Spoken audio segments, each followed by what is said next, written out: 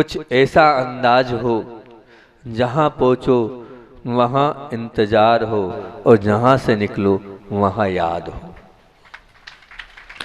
कुछ ऐसा अपना अंदाज हो जहां पहुंचो वहां इंतजार हो और जहां से निकलो वहां याद हो। तो समझना आपने अपने जीवन को बहुत अच्छा बना लिया, बहुत बढ़िया बना लिया। बासा वालों, 8 का आंकड़ा बड़ा ही महत्वपूर्ण है। 8 का आंकड़ा बड़ा ही महत्वपूर्ण है। 8 कर्म भी होते हैं और 8 कर्मों को तोड़ने का रास्ता भी 8 वर्ष के बाद ही निकलता है। सम्यक दर्शन की प्राप्ति भी 8 वर्ष के बाद होती है। मेरा प्रश्न है, जब सम्यक दर्शन, बहुत अच्छी बात कर रहा हूं आप लोगों के बीच में, जब सम्यक दर्शन 8 वर्ष के, क्या पूछ रहा हूं मैं, जब सम्यक दर्शन 8 वर्ष में हो सकता है, होता है कि नहीं बोलो? आपको क्लियर पता है? सबको पता है 8 वर्ष में सम्यक दर्शन होता है। जब 8 वर्ष में सम्यक दर्शन होता है तो क्या 8 वर्ष में मुनि या आर्यिका नहीं बना जा सकता? बोलो ना, नहीं बना सकता है? बन जाते हैं, बनते हैं, है ना? बहुत बढ़िया बात है। चलो ठीक है, मुनि आर्यिका आप 8 वर्ष में नहीं बन पाए, कोई बात नहीं, कोई बाधा नहीं, है ना? सभी के लिए ये। अच्छा, यहाँ बेटे सब 8 वर्ष से ऊपर वाले हैं ना? सब 8 से ऊपर वाले हो ना? हैं? अब 8 वर्ष से ऊपर वालों की बात कर रहे हैं। ठीक है, आप लोग 8 वर्ष में मुनि आर्यिका नहीं बन सकते, पर मैं आपसे पूछ रहा हूँ, क्या आप 8 वर्ष में श्रावक धर्म का पालन नहीं कर सकते क्या?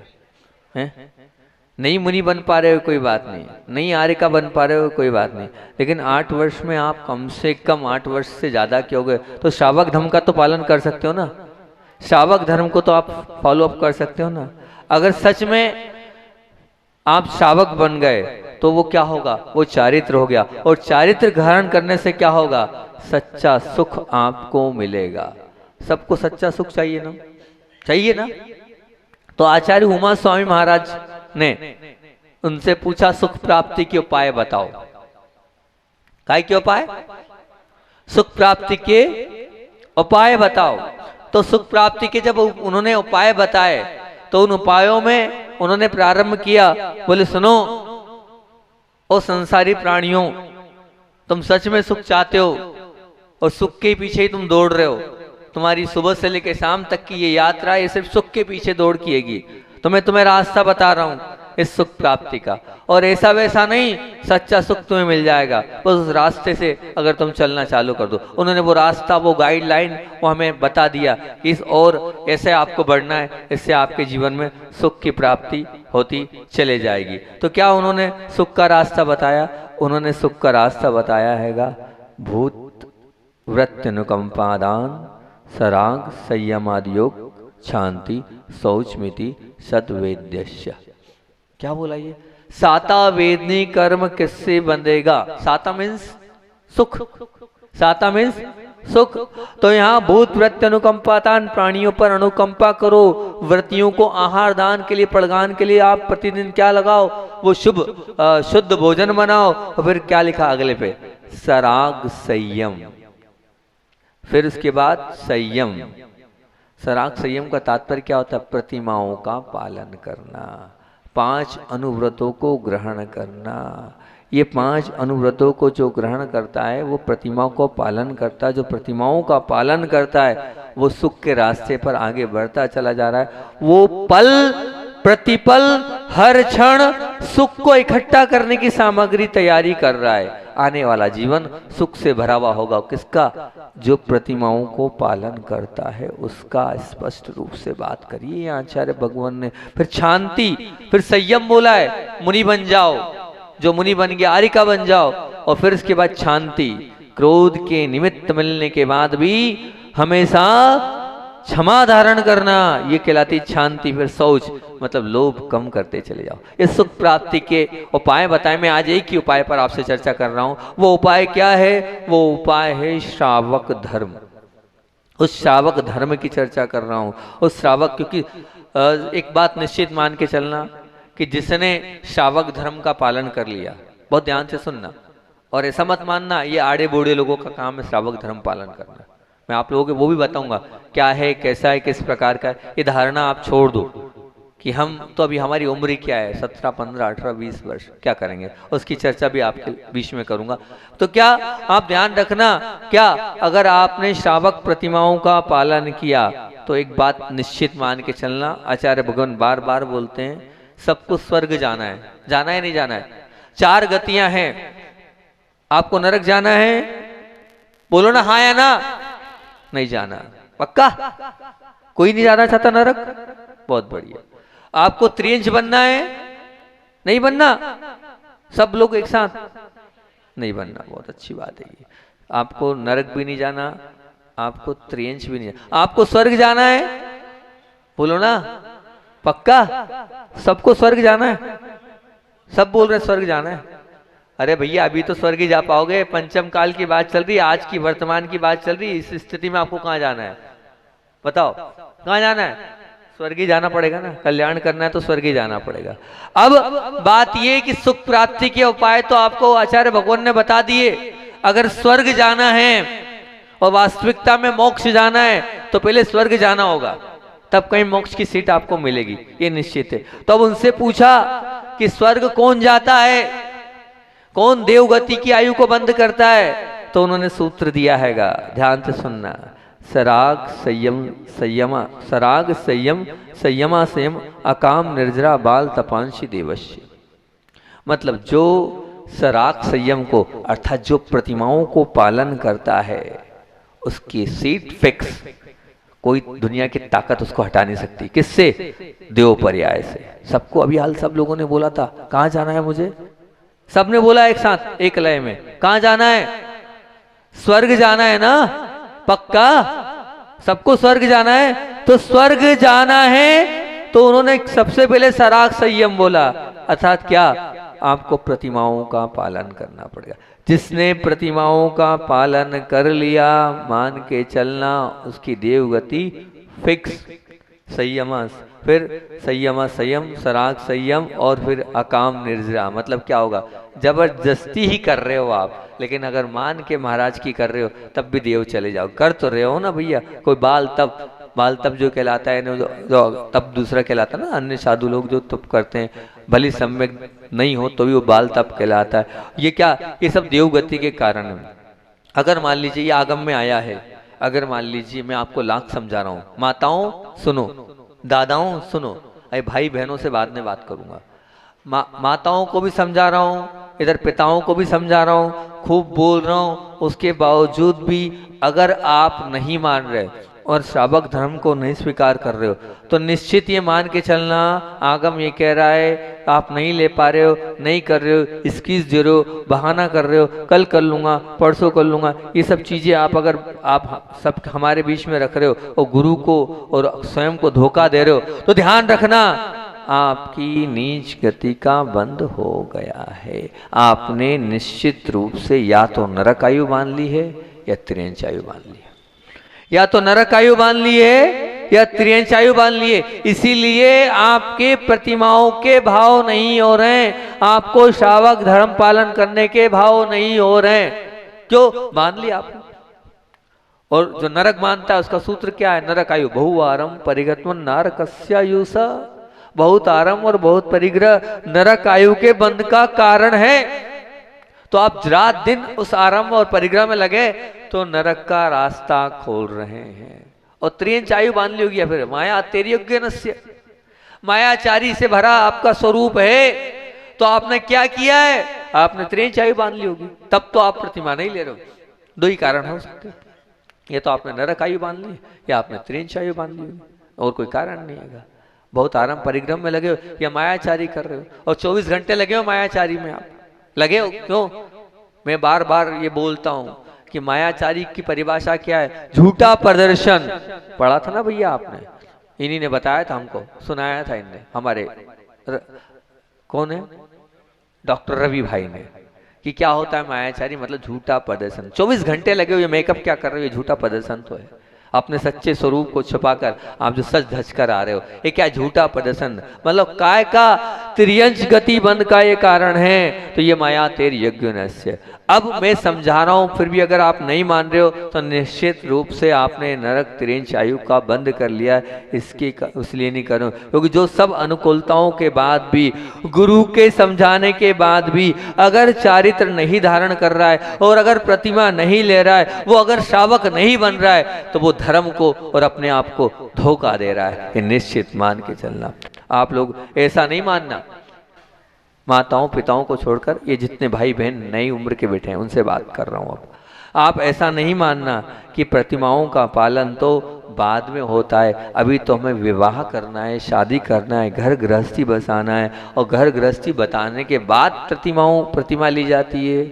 ये आगम में नहीं आया है। छठवीं प्रतिमा तक आप ले सकते हैं, यहाँ बेटी बहन भी और यहाँ बेटा भाई भी जिसका विवाह नहीं हुआ, छठवीं प्रतिमा तक आप श्रावक धर्म का पालन कर सकते हैं, उसमें कोई बहुत बड़ी बात नहीं है। सातवीं प्रतिमा वो जो है वो गृहस्थ को ब्रह्मचर्य व्रत लेना पड़ता है, लेकिन छठवीं प्रतिमा तक सब ले सकते हैं, इसमें कोई किंतु परंतु नहीं है।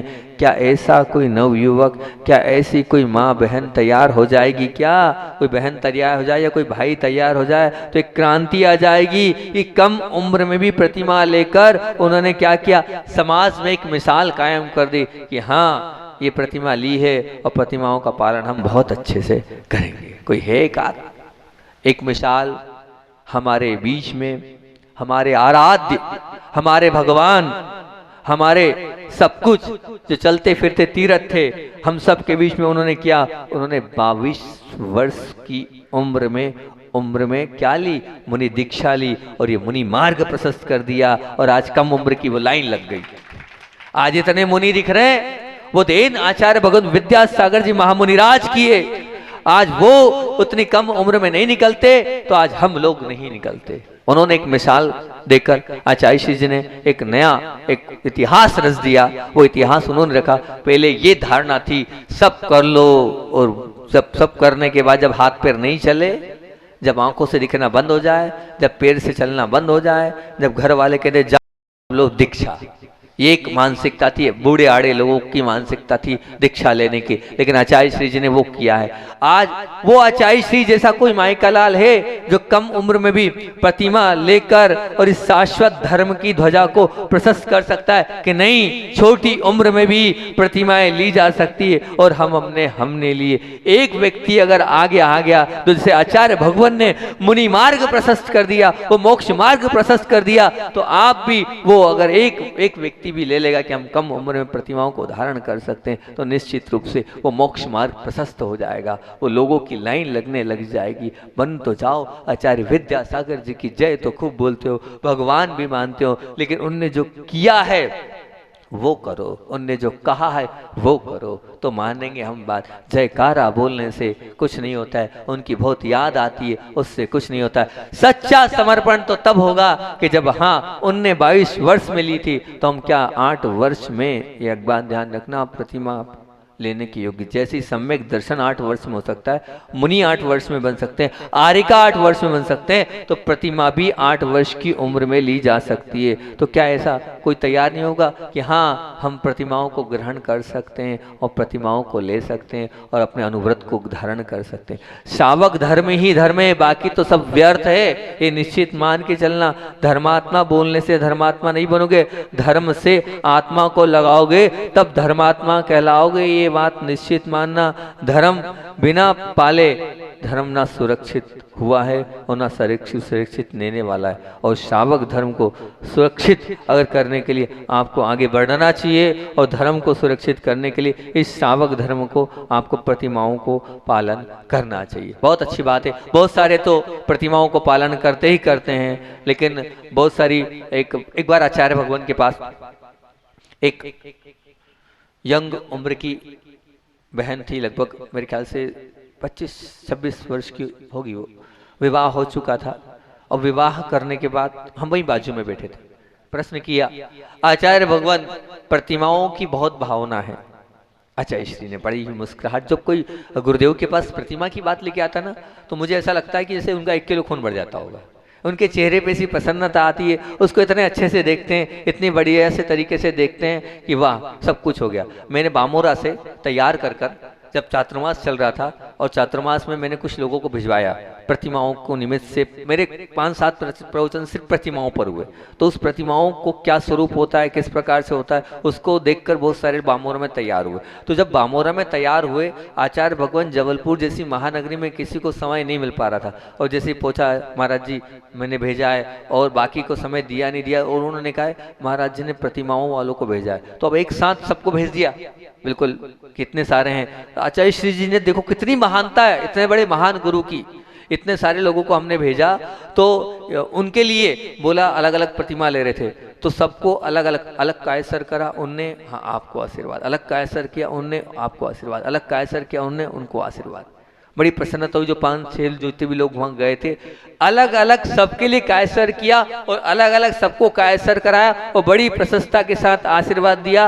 और उन्हें एक ही बात बोली कि दुर्लभ ने सब समझा दिया होगा, बस जो जो उसने बोला है उसका ध्यान रखना, जीवन में निर्विघ्न इन व्रतों का पालन करना।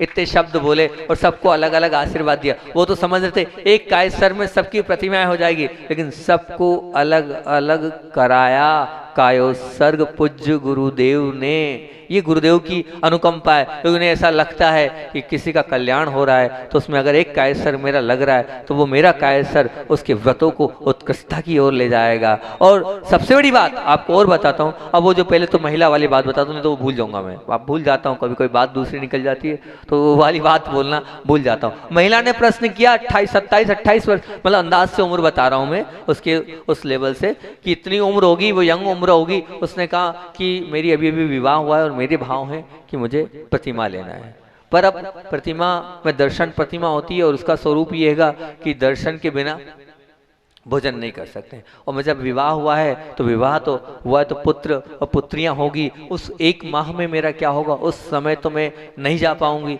जब अस्पताल होगा तब मैं नहीं जा पाऊंगी। बड़े ही अच्छे से आचार्य श्री ने उसका उत्तर दिया, बोले हर चीज का आगम में समाधान है, अगर आपकी भावना है तो आप प्रतिमा लो। वो उसका पूरा, जैसे कि कहते हैं कि महीने में 4 दिन अशुद्धि होती है, उस समय आप नहीं जाते हैं, उस समय जैसे आप चला लेते हैं और उसका प्रायश्चित होता है। उस समय माताजियों को बोला जाता है कि अब 6 रस में से 1 रस त्याग कर दो, इस प्रकार से कर लो। तो बोले जब आपकी अगर ऐसी धारणा हो, ऐसी मानसिकता हो, गुरु मुख से कुछ न कुछ आपको वो मिल जाएगा। उस समय उस 1 माह में उस चीज का आप त्याग कर देना, तो उसके माध्यम से वो जो व्रत है आपका व्रत, वो जो प्रतिमा है वो आपकी प्रतिमा गलेगी नहीं। जब एक आरिका होने के बाद, पीछी होने के बाद भी उनकी वो महाव्रत बरकरार हैं, वो पंचम अनुष्ठान का नीचे नहीं गिरता है उन 4 दिनों में, तो आप तो प्रतिमाधारी हो। और 1 माह अगर वो परिस्थिति बनती है, वो क्या है, वो आचार्य ने बहुत अच्छा शब्द बोला था, वो एक परिस्थिति है, वो मनस्थिति नहीं है, वो एक क्या है, परिस्थिति है। तो उस परिस्थिति को हमें स्वीकार करना पड़ेगा। आप इंतजार करोगे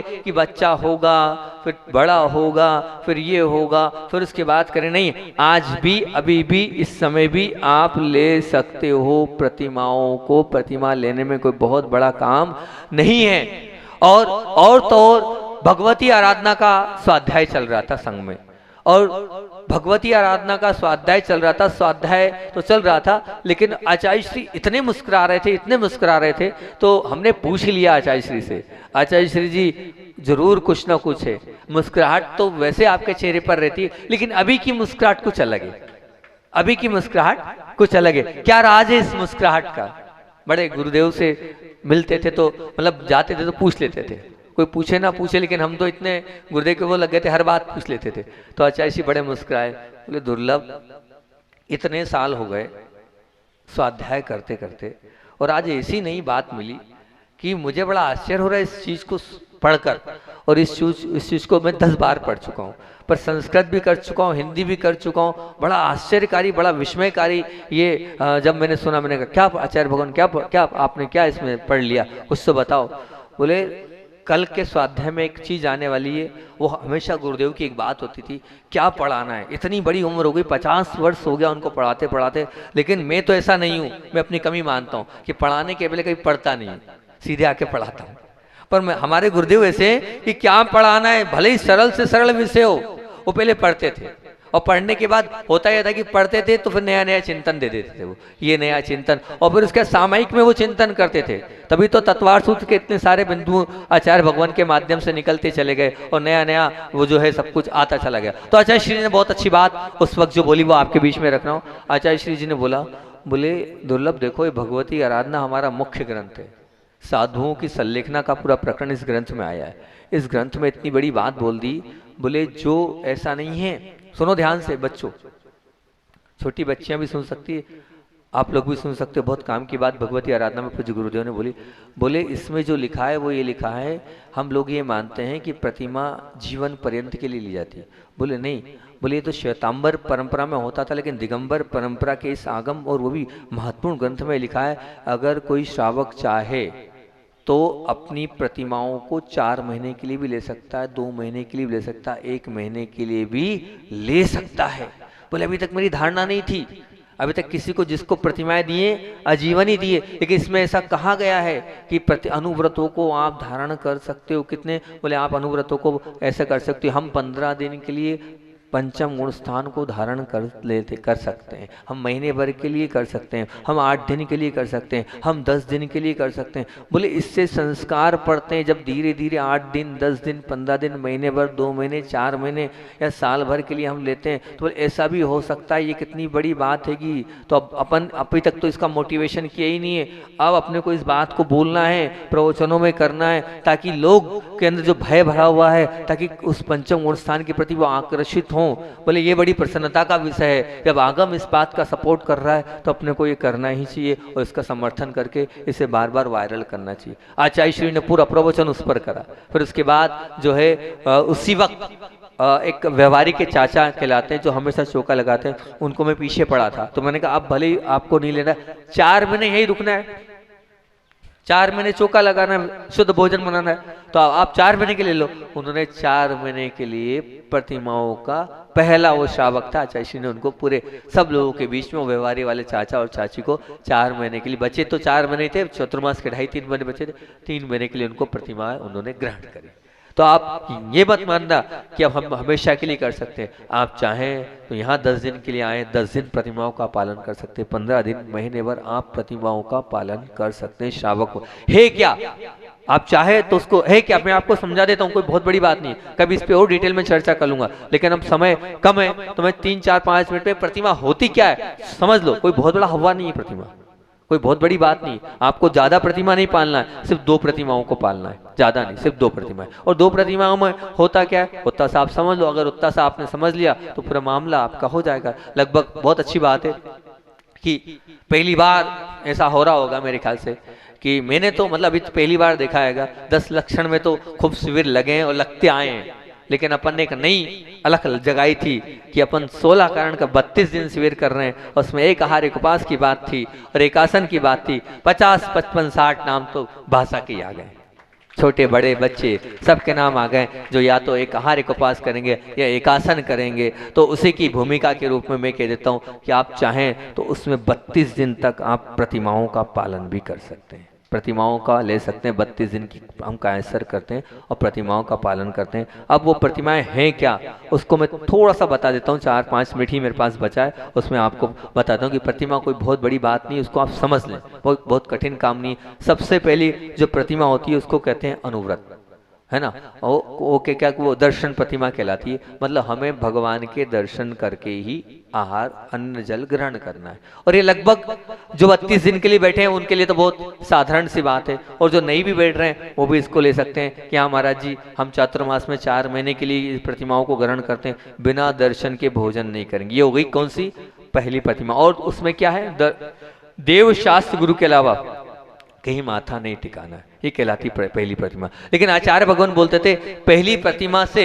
गुणस्थान नहीं बढ़ता है, दूसरी प्रतिमाएं जब व्रत लेते हैं तब जो है वो गुणस्थान बढ़ता है। और इसमें बहुत अच्छी बात ये आचार्य श्री जी बहुत अच्छी बोलते थे कि प्रतिमाएं कभी भी एक साथ नहीं लेना चाहिए, वो भी आचार्य श्री बोलते थे, क्योंकि सूत्र आता है सम्यक दर्शन सावक वर्ताना वियोज दर्शन मोक्ष को मोचिना संख्य गुण निर्जरा संख्य। तो क्या बोल रहे हैं, जैसे सम्यक दृष्टि है उससे श्रावक प्रतिमा ली, जब जब प्रतिमाएं लोगे तब तब असंख्यात गुणी कर्म की निर्जरा उस समय होगी। जब जब लोगे, तो जब जब लेते हैं तो विशुद्धि परिणाम बढ़, समय भगवान के सामने कायसर करोगे कि मैंने प्रतिमा ली, उस समय का जो समय रहेगा 10-20 सेकंड का, असंख्यात कर्म की निर्जरा बनेगी, खूब गाढ़ा पुण्य बंद होगा, क्योंकि वो विशुद्धि वाला समय होता है। तो मैं आपको वो बता रहा था कि प्रतिमाएं हैं क्या, सामान्य से दर्शन प्रतिमा में हमें दर्शन करना है। इसलिए बोल रहा हूं कि जो बहनें हैं वो भी ले सकती हैं, जो भाई हैं वो भी ले सकते हैं, और जो दूसरे लोग हैं वो भी ले सकते हैं। कम से कम 4 महीने के लिए तो हम प्रतिमाओं को धारण कर ही सकते हैं। मतलब ये हो गई दर्शन प्रतिमा, और दूसरी प्रतिमा कहलाती है, वो कहलाती व्रत प्रतिमा। व्रत में कोई बहुत नहीं, कितने व्रत होते हैं, तो ऐसा कहते हैं कि 3 गुण व्रत और 4 शिक्षा व्रत।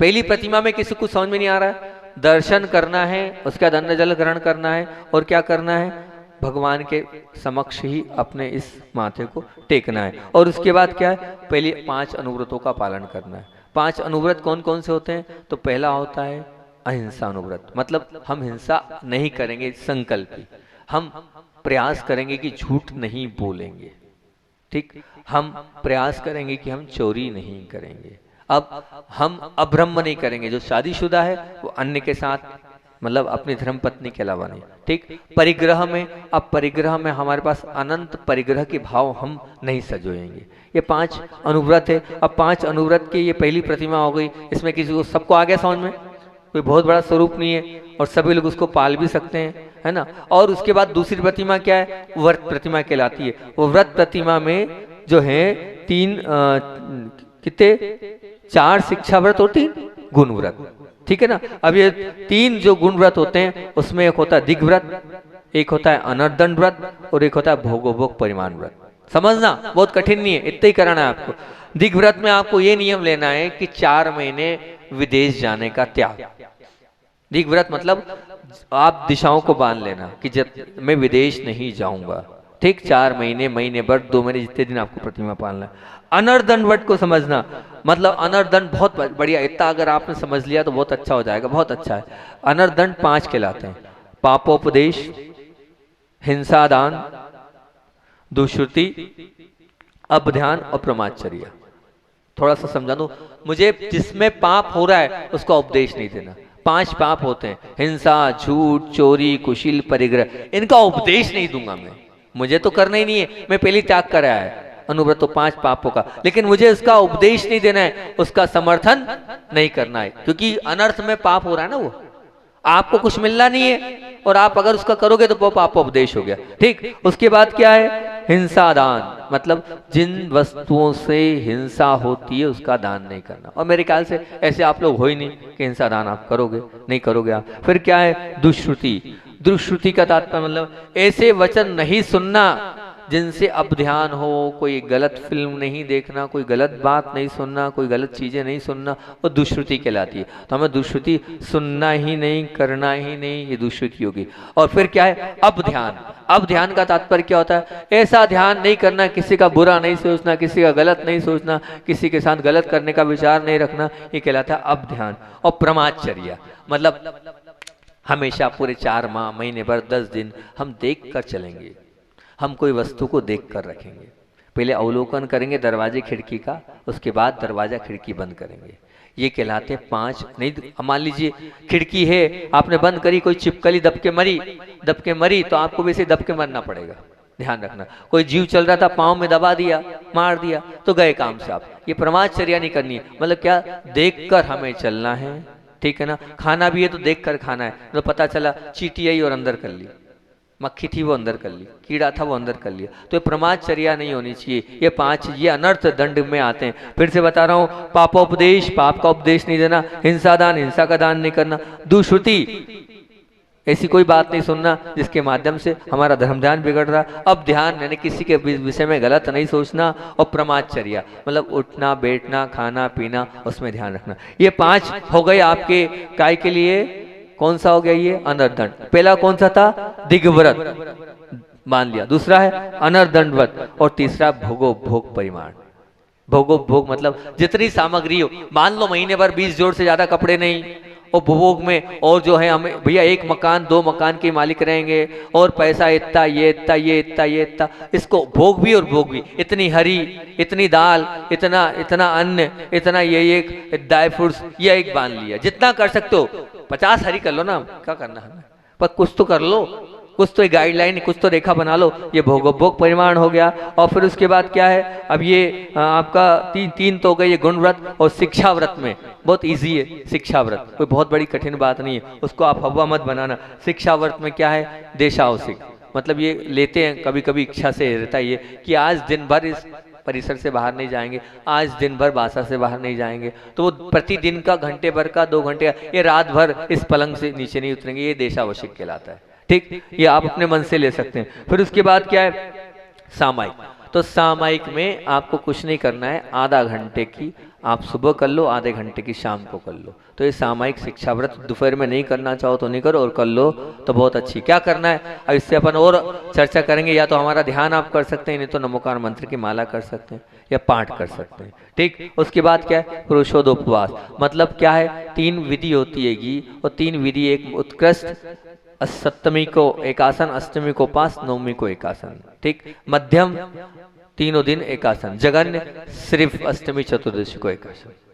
इसमें से आपको जो लगे वो कर लो। और चौथा अतिथि समिवांग व्रत या वैयावृत्ति, दोनों मिलते हैं। मतलब क्या, शुभ भोजन और शुद्ध भोजन के लिए क्या करना है, पड़गाहन करना है, और उसके बाद साधु का इंतजार करके फिर भोजन करना है। इस प्रकार से ये जो ये है प्रतिमाएं हैं, इन प्रतिमाओं को आप बिना, मतलब इन्हें विवाह नहीं हुआ तब भी 8 दिन, 15 दिन, महीने भर, तो ये 32 दिन के लिए जो लोग बैठे हैं वो भी इस प्रतिमाओं को पालन कर सकते हैं, ताकि उनका पंचम गुणस्थान हो गया।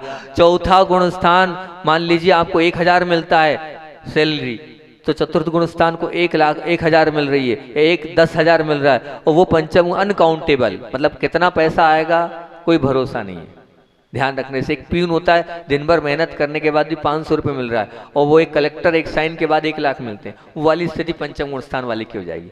असंख्यात गुणी कर्मों की निर्जरा, अनकाउंटेबल कर्म खिरते हैं, और पुण्य की वो लड़ी की लड़ी बनती है, इस पंचम गुण स्थान की देन है। तो आप क्यों छोड़ रहे हो, आप समझो तो, और समझ के आप करो तो, करोगे तो अपने आप सुख मिलता चले जाएगा। सुख प्राप्ति का उपाय है श्रावक धर्म का पालन करना, संयम असंयम गुणस्थान को लेना, पंचम गुणस्थान को लेना, इतना ही तो है। 5 पापों का त्याग करना है, और क्या करना है, कोई बहुत बड़ी बात तो उसमें है नहीं। शुद्ध भोजन करना है, भले इसमें आप जो लोग ये शिविर वालों को छोड़कर चाहे तो आप दिन में 2 बार भी भोजन कर सकते हो, उसमें ऐसी कोई बाधा नहीं है कि नहीं कर सकते हो। बीच में आप जल भी ले सकते हो, जो प्रतिमा वाला है। ऐसा नहीं मानना कि एक टाइम ही करना पड़ेगा, एक टाइम तो सिर्फ अष्टमी और चतुर्दशी को करना है, बाकी आप दो बार भी भोजन ले सकते हो। पानी भी आप और अन्य बार जैसी अनुकूलता वैसे ले सकते हो। तो इस प्रकार से, और कुछ ऐसा लगता है तो मेरे से मिल लेना, मैं और कर सकता हूँ, पर बाकी आप लोग श्रावक धर्म का पालन करो। ये मौका मिला है, ये तन मिला है, इस तन का उपयोग करो और अपने पुण्य को बढ़ाओ, और पुण्य बढ़ेगा तो निश्चित तौर से आपको सब मिलता चला जाएगा। ये आप मान और कर लो, ये जो आप करोगे वही आपके साथ जाएगा, बाकी तो सब यहीं रह जाएगा। यही हमारी भावना है। बोधि समाधि परिणाम शुद्धि सात्मोपलब्धि शिशु किसी चिंता हमने चिंतित वजन तो वंदमान।